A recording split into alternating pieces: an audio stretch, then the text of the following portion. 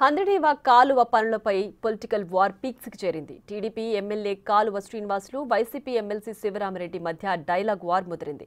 హంద్రీనీవా పనులపై బహిరంగ చర్చకు సిద్ధమంటూ ఇద్దరు సవాళ్ల మీద సవాళ్లు విసురుకున్నారు. చెరో చోటుకు వెళ్లి కూర్చున్నారు. తానున్న దగ్గరికే రావాలని ఎమ్మెల్యే అంటే లేదు తానున్న దగ్గరికే రావాలంటూ ఎమ్మెల్యే పట్టుపట్టారు. దీంతో చర్చ సంగతేమో కానీ కొన్ని గంటలు హైడ్రామా నడిచింది. హంద్రీనీవాపై చర్చ పేరుతో రాజకీయ రగడ. ఎమ్మెల్యే కాల్వ శ్రీనివాసులు, ఎమ్మెల్సీ శివరామిరెడ్డి మధ్య సవాళ్లు. జీడిపల్లికి వెళ్లి వెయిట్ చేసిన ఎమ్మెల్యే కాల్వ శ్రీనివాసులు, ఉరవకొండకు వెళ్లి వెయిట్ చేసిన ఎమ్మెల్సీ శివరామిరెడ్డి. హంద్రీనీవా కాల్వ అభివృద్ధి పనులపై TDP MLA Kalva Srinivasulu, YCP MLC Sivaramireddy మధ్య మాటల తూటాలు తేలాయి. బహిరంగ చర్చకు రావాలంటూ ఇద్దరు సవాల్ చేసుకున్నారు. చర్చకు వెళ్లారు కూడా, కానీ చెరో చోటకు వెళ్లి హైడ్రామా క్రియేట్ చేశారు. ఎమ్మెల్యే కాల్వ శ్రీనివాసులు జీడిపల్లి డ్యాం దగ్గరకు వెళ్లారు. అక్కడ ఎమ్మెల్సీ కోసం ప్రత్యేకంగా ఒక కుర్చీ వేయించారు. జీడిపల్లి డ్యాం దగ్గరే చర్చిద్దాం రా అంటూ ఎమ్మెల్సీకి సవాల్ చేశారు. ఆయన కోసం చాలాసేపు ఎదురు చూశారు. జీడిపల్లి రిజర్వాయర్ రావడానికి నాకైతే ఎలాంటి అభ్యంతరం లేదు.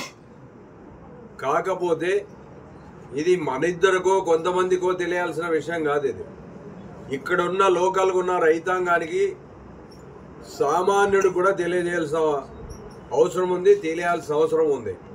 అలాంటి పరిస్థితుల్లో ఉరవకొండ వేదికగా ఉంటే అందరికీ అనుకూలంగా ఉంటుంది. ఇక వైసీపీ ఎమ్మెల్సీ శివరామిరెడ్డి ఉరవకొండ వెళ్లారు. పునాదిరాళ్లు వేసిన దగ్గరే ఉన్నానని, చర్చకు ఇదే సరైన వేదిక అని, ఇక్కడే చర్చిద్దాం రా అంటూ ఎమ్మెల్యే కాల్వ శ్రీనివాసులకు సవాల్ విసిరారు. ఉరవకొండ దగ్గర ఎమ్మెల్యే కోసం చాలాసేపు ఎదురు చూశారు. ఆయన వస్తాడని వెయిట్ చేస్తూ ఉన్నాం. ఎందుకంటే బహిరంగ చర్చకు సిద్ధమన్నాడు. నేను వాళ్ళ ఊరికైనా వస్తా, వాళ్ళ ఇంటికైనా వస్తా, లేదా ప్రెస్ క్లబ్లో బహిరంగంగా చర్చిద్దామంటే లేదు, ఉరవకొండ నియోజకవర్గంలోనే ప్రజల మధ్య రైతుల మధ్య చర్చించాలని ఆయనే కోరినాడు. ఆయన కోరిక మేరకు అత్యంత కీలకమైన జీడిపల్లి రిజర్వాయర్ ప్రాంగణంలో మనం ఇక్కడ ఉన్నాం. హంద్రీనీవాలో అత్యంత కీలకమైన ప్రదేశం ఇది.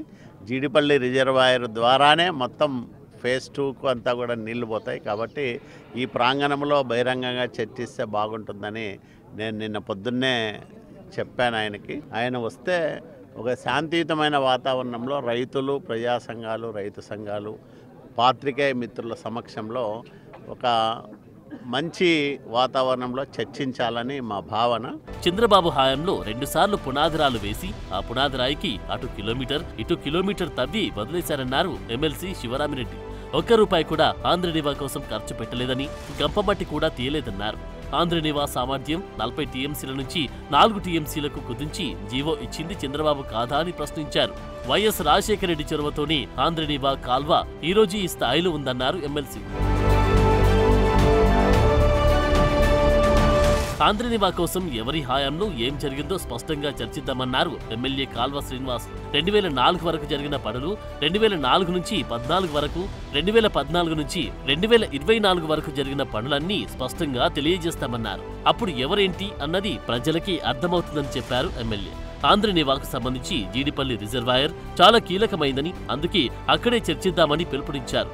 కానీ జీడిపల్లికి ఎమ్మెల్సీ రాలేదన్నారు.